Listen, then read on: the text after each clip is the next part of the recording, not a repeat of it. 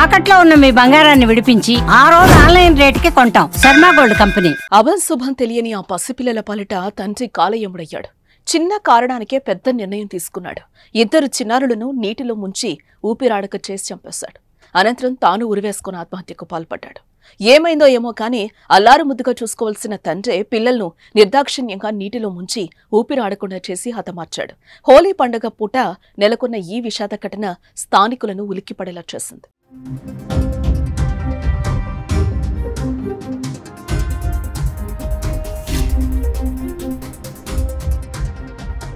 పశ్చిమ గోదావరి జిల్లా తాడేపల్లిగూడానికి చెందిన వానపల్లి చంద్రకిషోర్ వాకలపూడి ఓఎన్జీసీ కార్యాలయంలో అసిస్టెంట్ అకౌంట్గా పనిచేస్తున్నాడు.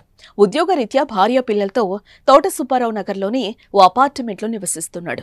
పిల్లలు జోషిత్ 1వ తరగతి, నిఖిల్ యూకేజీ చదువుతున్నారు. ఇదిలా ఉండగా తోట సుబ్బారావు నగర్లో తన ఫ్లాట్ నుంచి హోలీ పండుగ వేడుకల కోసం భార్య తనూజ పిల్లలతో కలిసి వాకలపూడిలో తాను పనిచేస్తున్న ఓఎన్జీసీ కార్యాలయం వద్దకు వెళ్లాడు. అక్కడ హోలీ వేడుకల్లో భార్యను ఉండమని చెప్పి పిల్లలకు టైలర్ వద్ద కొలతలు తీయించి తెస్తానని ఇంటికొచ్చాడు.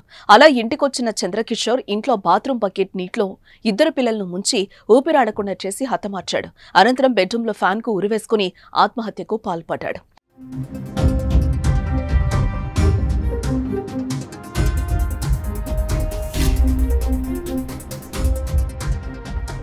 మరోవైపు ఇప్పుడే వస్తామన్న భర్త పిల్లలు రాకపోయేసరికి కంగారు పడిన భార్య ఫోన్ చేసినప్పటికీ సమాధానం రాలేదు. దీంతో ఓఎన్జీసీ కార్యాలయంలో పనిచేసే సిబ్బంది తోటా సుబ్బారావు నగర్లో చంద్రకిషోర్ ఇంటికొచ్చారు. తలుపులు బలవంతంగా తెచ్చేసరికి బెడ్రూంలో ఉరివేసుకుని చంద్రకిషోర్ కనిపించడం చూసి అంతా షాక్ అయ్యారు. మరోపక్క పిల్లలు కూడా బాత్రూముల్లో విగత జీవుల్లా కనిపించారు. దీంతో విషయం తెలుసుకున్న భార్య ఇతర కుటుంబ సభ్యులతో కలిసి అక్కడికి చేరుకుంది. తన కళ్ళెదుటే భర్త పిల్లలు శవాలుగా ఉండడం చూసి తనూజ స్పృహ కోల్పోయింది. తర్వాత తేరుకొని భర్త పిల్లలను చూసి ఆమె రోధించిన తీరు చూపరులను కలిచివేస్తుంది. మరోపక్క ఆమెను ఓదార్చడం బంధువులకు కష్టంగా మారింది. సమాచారంతో ఘటనా స్థలానికి చేరుకున్న పోలీసులు కేసు నమోదు చేసుకున్నారు. అయితే ప్రస్తుత జనరేషన్లో తన పిల్లలు సరిగ్గా చదవడం లేదని మనస్తాపం చెంది చనిపోతున్నట్టుగా రాసుందని తెలిసిందే. ఇక ఈ మధ్య పిల్లలు స్కూల్ కూడా మార్చినట్లుగా తెలుస్తోంది.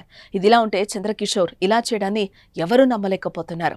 కేంద్ర ప్రభుత్వ ఉద్యోగం, సొంతిల్లు, మంచి కుటుంబం ఉన్న చంద్రకిషోర్ ఫ్యామిలీలో ఎలాంటి సమస్యలు లేవని, ఆత్మహత్య చేసుకునేంత పిరికివాడు కాడని కుటుంబ సభ్యులు ఆరోపిస్తున్నారు. చదువులు పిల్లల్ని చదివించలేకపోతున్నాను.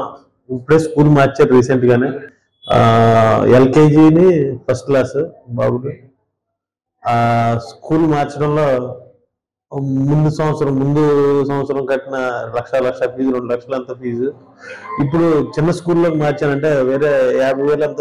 చిన్న స్కూల్ అంటే చిన్న స్కూల్ కూడా కాదు, 50,000 స్కూల్లోకి మార్చానని తీసుకొచ్చేసి పిల్లల్ని ఇచ్చేసి ఆయన కూడా ఆత్మహత్య చేసుకున్నారు.